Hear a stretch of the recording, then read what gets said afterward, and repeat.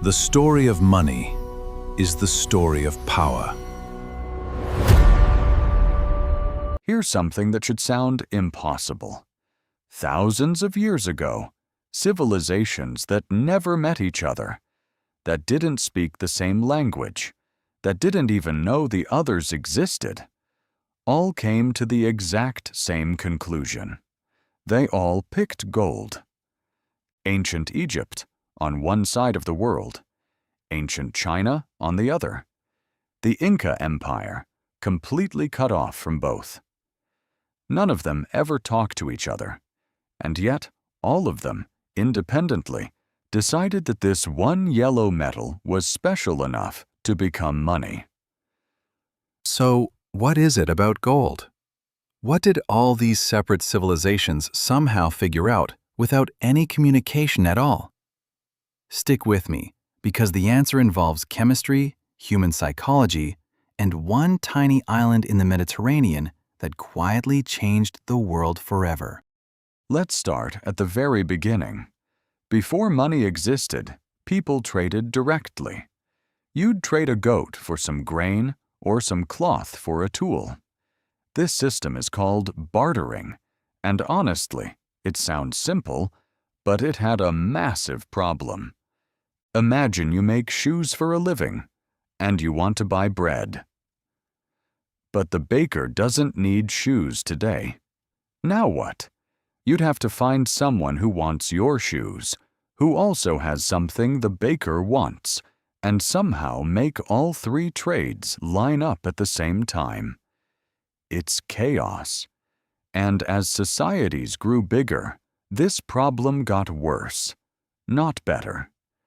So humans needed something else, something that everyone would accept, no matter what they actually needed at that moment. And over centuries, through trial and error, different civilizations slowly started narrowing down the list. They tried salt. They tried shells. They tried cattle. They even tried giant stone discs in some Pacific islands, ones so heavy that people couldn't even move them. They just agreed on who owned which one. But almost everywhere, eventually, the list narrowed down to metals. And among all the metals available, gold kept winning. Every single time. Here's where the chemistry comes in, and I promise this is more interesting than it sounds. Gold has a property that almost nothing else on Earth has. It doesn't rust. It doesn't corrode. It doesn't tarnish. You could bury a gold coin in the ground for 2,000 years, dig it up, and it would look almost exactly the same as the day it was buried. Compare that to iron, which rusts, or silver, which tarnishes and turns black over time, or food, which obviously just rots. Gold was one of the only things ancient humans had access to that could basically last forever, without any effort to preserve it. But durability alone isn't enough. Here's the next piece of the puzzle. Gold is also incredibly easy to divide and reshape. You can melt it down, pour it into any size or shape you want, and melt it again later if you need to. Try doing that with a cow. You can't exactly cut a cow into pieces, hand someone a leg, and expect them to give you change later. And then there's scarcity. Gold is rare enough that you can't just stumble onto huge amounts of it by accident, but not so rare that literally nobody can ever find any.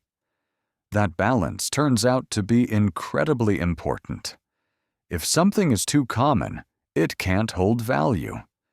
If it's too rare, it's useless as everyday money. So when you put all of this together, durability, divisibility, portability, and scarcity, gold checks every single box almost perfectly. And here's the wild part. Ancient civilizations didn't understand atomic structure or chemistry the way we do today. They had no idea why gold behaved this way. They just noticed, through pure observation, that it worked better than anything else. And that's exactly why, separately, all over the world, different cultures arrived at the same answer. Now let's talk about that tiny island I mentioned earlier. Around 2,600 years ago, in a region called Lydia, located in what's now western Turkey, something happened that changed everything. People there started making small, standardized pieces of gold and electrum, a natural gold-silver mixture, and stamping them with official symbols. These were the first coins. Before this moment, if you wanted to pay someone in gold, you'd have to weigh it out every single time, and somehow verify it was actually pure gold and not a clever fake. That took time, and it required trust between two people who might be total strangers. But a stamped coin changed the entire equation. Suddenly, the weight and purity were guaranteed by the stamp itself. You didn't need to trust the person you were trading with. You just needed to trust the symbol on the coin. And once that idea existed, it spread incredibly fast, because it solved a problem every single trading civilization on Earth was struggling with. Now, here's a question worth sitting with for a second. If gold became money because of these physical properties, durability, scarcity, divisibility, what happens to money when those properties stop mattering as much? Because here's the thing. For most of human history, money and gold were basically the same idea. But in the last 100 years or so, that connection has slowly been cut, piece by piece. Until today, almost no currency on Earth is backed by gold anymore. Money today is mostly just numbers in a database, created and moved with a few keystrokes. And yet, even after all of that, central banks, the same institutions that create currency out of nothing, still keep enormous reserves of gold. Billions and billions of dollars worth, sitting in vaults, doing nothing, earning no interest. If gold's only value was as ancient money, you'd think it would have been forgotten by now, the same way seashells and giant stone discs were. But it wasn't.